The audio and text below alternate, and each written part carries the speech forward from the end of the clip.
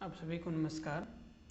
आज हम एक इम्पोर्टेंट टॉपिक पे बात करने जा रहे हैं, क्योंकि बहुत सारे गार्जियंस और स्टूडेंट्स सबका क्वेरी रहता है कि किसके थ्रू फॉर्म भरे या क्या सब्जेक्ट सिलेक्शन करें कि एडमिशन हो प्रोफेशनल कॉलेज में। तो ये मेनली केमिस्ट्री मैथ बायोलॉजी से जो स्टूडेंट पास किए हुए हैं उनके लिए है, और बहुत सारे गार्जियन हैं। तो ये सब एक अवेयरनेस पर्पज़ से हम ये वीडियो बना रहे हैं आज। Strategy for achieving career goals after 12th।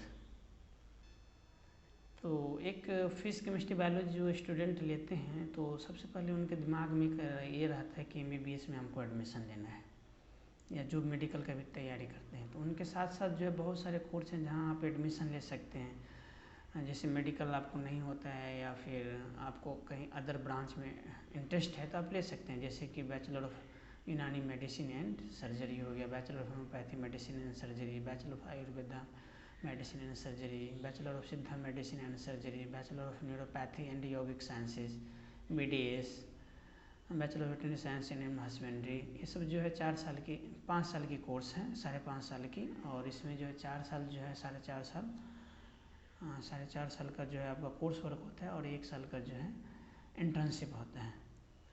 और बैचलर ऑफ फिजियोथेरेपी हो गया, बैचलर ऑफ ऑक्यूपेशनल थेरेपी और बी फार्मा जो है 4 साल के कोर्स है। तो यहाँ भी आप एडमिशन ले सकते हैं।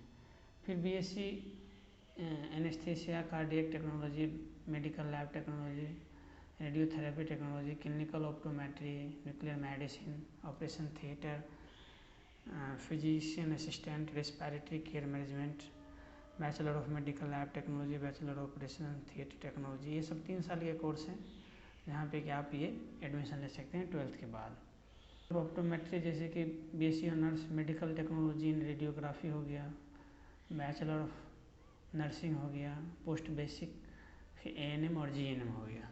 इसके अलावा है बहुत सारे डिप्लोमा कोर्सेज भी है जहाँ की आप एडमिशन ले सकते हैं जो इंटरेस्टेड है, जैसे dialysis technician, ECG technician, x-ray technician, ophthalmic assistant, OT assistant, ortho prosthesis, sanitary inspector, dental hygiene, dental mechanics.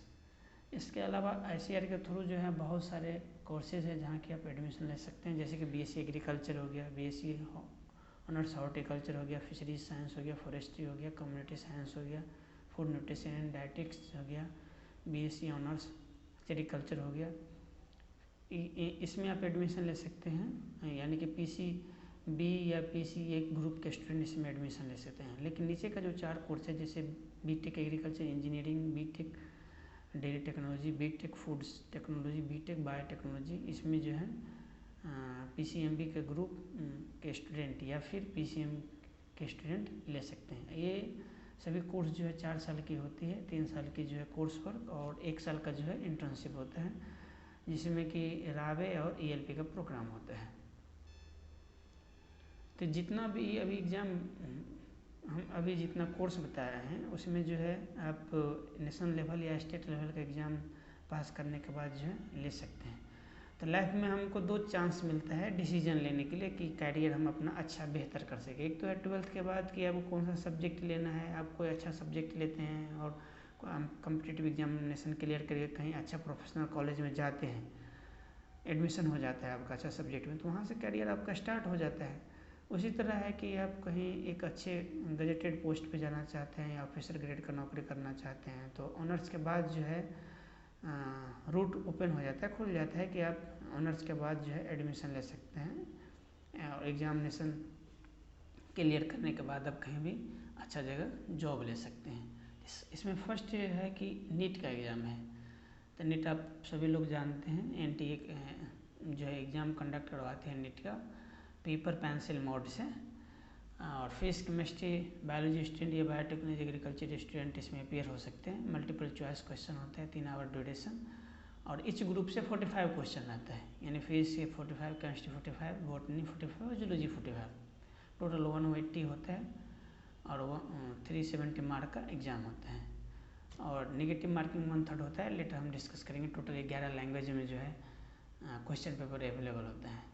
AIIMS जो है फिर एग्ज़ाम कंडक्ट करवाते हैं ऑल इंडिया लेवल पे, क्या कहते हैं, नर्सिंग में एडमिशन के लिए और डिप्लोमा में एडमिशन एक्सरे टेक्नीशियन के लिए, रेडियोलॉजी के लिए, न्यूक्लियर मेडिसिन के लिए जो है एग्ज़ाम कंडक्ट करवाते हैं। पूरे इंडिया में 2 घंटा का एग्ज़ाम होता है, 100 क्वेश्चन रहते हैं और 100 नंबर का एग्ज़ाम होता है। इसमें जीके जो है कॉमन है फिजिक्स केमिस्ट्री बायोलॉजी के अलावा।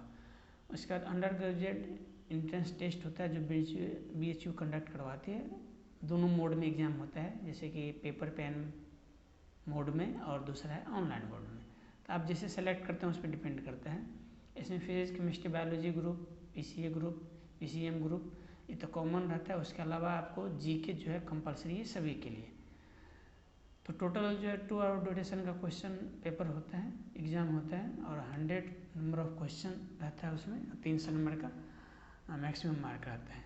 इसके अलावा बहुत सारे स्टेट अपना एग्ज़ाम लेते हैं विभिन्न कोर्स में एडमिशन के लिए, जैसे कि BCCE हो गया, DCCE हो गया, दोनों जो है बिहार गवर्नमेंट के BCCE बोर्ड के द्वारा लिया जाता है।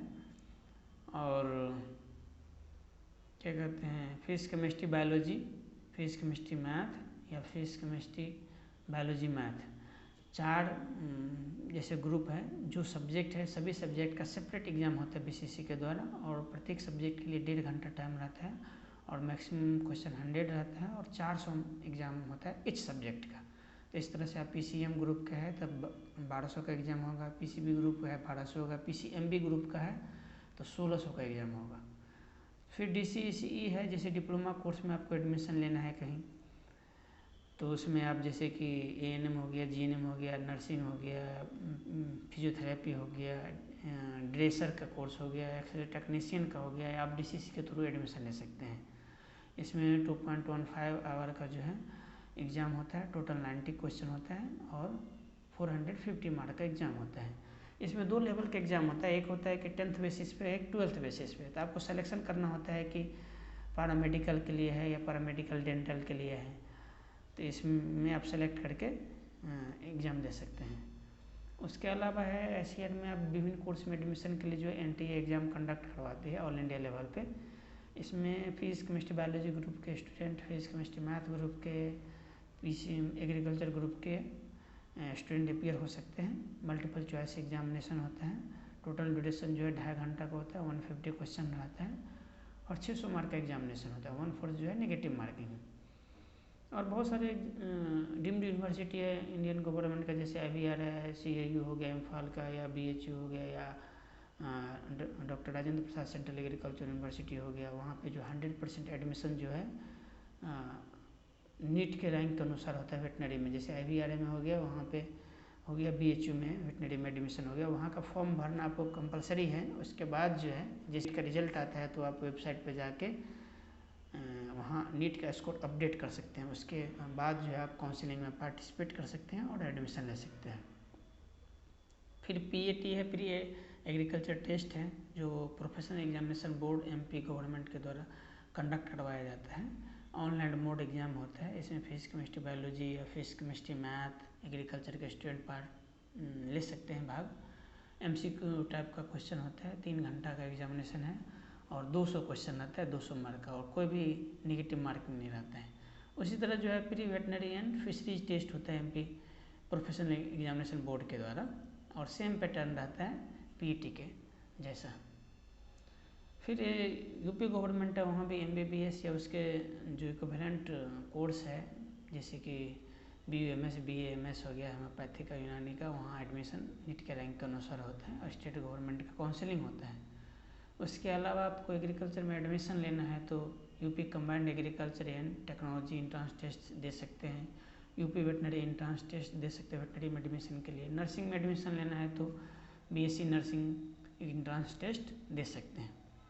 उसके अलावा जैसे MP गवर्नमेंट में एडमिशन लेना है नर्सिंग में, तो उसके लिए जैसे कि ANM ट्रेनिंग सिलेक्शन टेस्ट होता है, प्री नर्सिंग सिलेक्शन टेस्ट होता है, प्री एग्रीकल्चर टेस्ट होता है, diploma in animal husbandry entrance test होता है, फिर pre veterinary and fisheries entrance test होता है।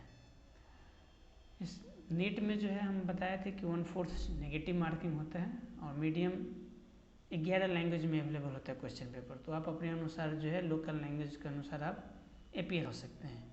फिर BHU जो है वहाँ पे मेंटल एबिलिटी और केमिस्ट्री जो है 25-25 क्वेश्चन रहते हैं जो कि कॉमन है सभी ग्रुप स्टूडेंट के लिए। और physics and mathematics, botany, zoology, agriculture में से कोई एक पेपर आप दे सकते हैं, ताकि आपका टोटल क्वेश्चन जो है 100 होगा और नेगेटिव मार्किंग जो है 1/3 रहता है। और रिजर्वेशन भी है सेंट्रल गवर्नमेंट में अवेलेबल, जैसे 10% इकोनॉमिकली वीकर सेक्शन के लिए है, 15% जो है शेड्यूल कास्ट के लिए, 7.5% शेड्यूल ट्राइब के लिए और 27% जो है OBC non creamy layer student के लिए रहता है। इसके अलावा हम आपको ये कुछ वेब लिंक है जो कि शेयर कर रहे हैं, आप डायरेक्ट क्लिक करके जो है ज़्यादा जानकारी ले सकते हैं। और most of the application form जो है फरवरी मार्च में आता है, इसीलिए ये हम वीडियो बना रहे हैं जस्ट अवेयरनेस के लिए कि आप बेनिफिट उठा सके। बहुत सारे स्टूडेंट नहीं होता है कि कौन सा फॉर्म भरना है और कहाँ एडमिशन लेना है। थैंक यू सभी को, आप अच्छा से तैयारी करें, बेस्ट ऑफ लक और अच्छा जगह आप एडमिशन लें, यही हमारी शुभकामनाएं हैं।